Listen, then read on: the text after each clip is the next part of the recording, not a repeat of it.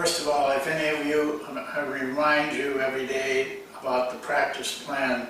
If you want it, all you have to do is email me. I prefer you don't email me off the email I sent you, but a separate email. And I'll send it to you without it. And of course, there's no charge with it. But we have a turnover of people that are watching this, and I just want to make sure, if it can be of any help to anybody, that I want them to get it. Well, one of the pillars of Basketball Talk Pro has been, from the very beginning, from the very first video we made, and we're now up over 300 of them, was to give coaches information that may help them coach. It was not meant to be an entertainment vehicle. It was meant to help young coaches, veteran coaches even, because everybody's in this business constantly learns something. We may say something one time that can help you. So today is such a session. I'm going to talk to you about something I think is helpful to you in coaching. Not all coaching has to be centered around an offense, a defense, and drills, and recruiting, and all of that. There's more to our profession. Well, the title says, Reaching Players Through Self-Forgetfulness, a word you probably never heard before. It's easy to figure out, forgetting yourself. The ability to do that. And here's how you can kind of test it. That is, can you detach yourself from the outcome? Whether it's a game, a season, a drill, or even just working with one player. Can you detach yourself from the outcome? Because you see, the outcome is built on ego. It's the outcome that gives you status, fame, in some cases money, promotion, new people that want you to coach for their team. That's what the outcome does. That is ego. It's for yourself. That's what you're doing. You aren't forgetting about yourself. Here's my question to you. Can you detach yourself from the outcome? If all you are thinking about and caring about is the outcome, you are not getting rid of your ego. It's for you, and you alone. You have to learn to detach yourself. What does that do? Well, it keeps the activity that you're doing at the time the most important thing. And you get rid of all the thoughts of anything else except what you're doing. You are going to enjoy the journey, and hopefully you love the journey. The journey now becomes more than the outcome. Now this doesn't mean you forget your goal. You still are working towards a goal, but you're doing it not with that thought in mind. You can reach your goal and not get your outcome, you know. And so outcome is the key word here. I'm reminded of a little story about Abraham Lincoln. I read it in a book. I don't think I've ever heard anybody talk about this story before. But I'm a big fan of his, and I think I've read everything they've got. But it's a story about when he was a very young man, and he was someplace in Illinois on the Mississippi River, and he and his buddy decided that they could make money by building a raft, putting all kinds of things to sell on it, and floating it down to New Orleans, which was probably, I don't know how many miles, but it would have to be at least a 20, 25-day trip by raft. Well, a lot of the people heard about this, and they were anxious to see if they were actually going to try to do this. So when they took off, they had quite a crowd watching them. Well, the raft started to sink. They weren't out in the water hardly any time it started to sink. They had to get it back into shore. It was half in the water.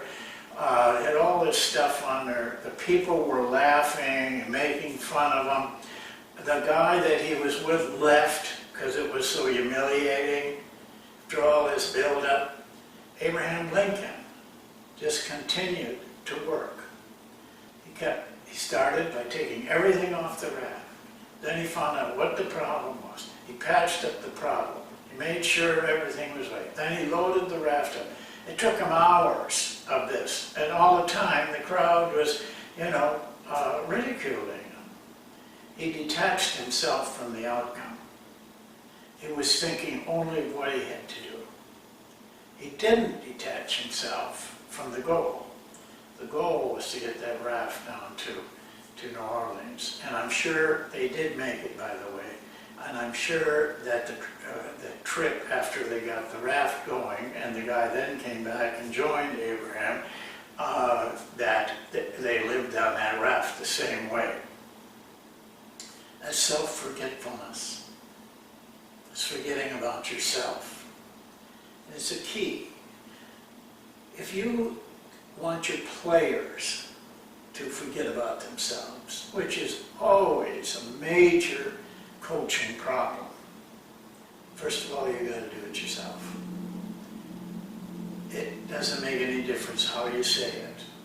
Players are going to do an awful lot of what you are like. You have to do it by yourself. You have to be that way yourself. And then they have some model to follow.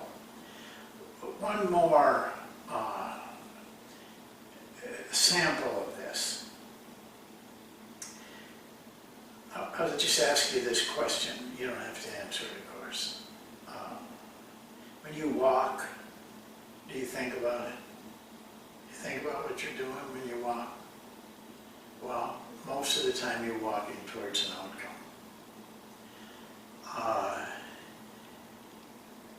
So if you have 30 feet to go and you're going to meet your boss, that's your outcome, and that's your goal. But you're not concerned. You can detach yourself from that, then you can walk without thinking. Here's when you do teach it correctly. If you've got children, and you were a child, and the child is learning how to walk. There's some real steps in learning how to walk that everybody takes. It's just the father, mother, they do it naturally. The little boy, say it's a boy, first has to learn to stand. So you encourage them, take hold of a chair. They generally try to do it on their own, but you encourage them. Come on, let's get up. They finally get up. Now, mother goes and stands about 2 feet away from the boy and says, come to mommy, come to mommy. And she keeps really talking him into taking a step. And he falls. Get him up again. Encourage him again. Falls again. You may do this any number of times, but eventually he'll make it to mommy, into her arms, and she hugs him, and they have a celebration, and he's the glory of it all. Well, then they move back and go 4 steps. One day he makes that. Then they go back again. And then one day, he on his own wants to get that doll or whatever it is over there, and without thinking, he just walks over and gets it. Now, he has been taught how to walk but let's analyze it. I just came up with 9 principles of teaching and learning that little story told me. The first principle is we started using very simple and easy steps. We got them up, and then we took one step. It's a very strong principle in teaching and learning. We encouraged the boy. We kept encouraging. We did not punish failure. If he fell, I mean, we weren't going to chew him out for that, are we? No, we encouraged him, get up, let's keep trying. We allowed the boy to work things out by himself. We had no choice. He couldn't talk, couldn't understand talk. He could understand symbols, but you could not talk him into walking. You see what I'm saying? Because he couldn't comprehend that. And we provided a lot of repetition. If you've gone through it, and I'm sure some of you have, you did this many, many, many times. And finally, the day came you didn't have to worry about the boy anymore, except where he wanted to go while he walked. And he never thought about walking. We kept everything simple. The whole process was simple. We took ourselves out of the job. Self-forgiveness. We weren't thinking about ourselves. We weren't thinking about the outcome. The goal, yes. The goal was to get him to walk. But we were doing it activity by activity. No thought. There was no praise for us in the outcome. There was no raise in salary from the outcome. We only were doing this because of the love of our son. We patiently waited without the stress of time. Didn't make any difference. You didn't have a timetable. Hey son, you got to make it. You only got a week. No, you just let it happen. You didn't worry about time. We corrected, but very minimal. We couldn't correct. That's teaching, that's learning without teaching. And in the end, you have a boy that can walk without thinking. That's what we're trying to do with our players every day we walk onto that practice floor. And if we could approach it from the same way, although using those principles, using the doing rather than the talking, you see, is talking for us. The doing is for them. This is a concept that I have a pet peeve about coaches. I watch them coach. They're coaching for themselves. They're not coaching for the learning. Otherwise, they wouldn't be into it the same way. Most of them are into big presentations and wow, look what I've got for you today. This is going to be magic, instead of what we did with that young boy, about 1.5 years old. Daily, simple repetition. Well, I think that being able to detach yourself from the outcome and worrying and thinking and being responsible for what you're doing right now. It's called, in other circles, living in the moment. It's called living in now, but it works. And if you are doing that, if you're living in the present moment, you are not living in the outcome. Well, we'll see you next time. I hope it's been of some help. Like always, I hope that.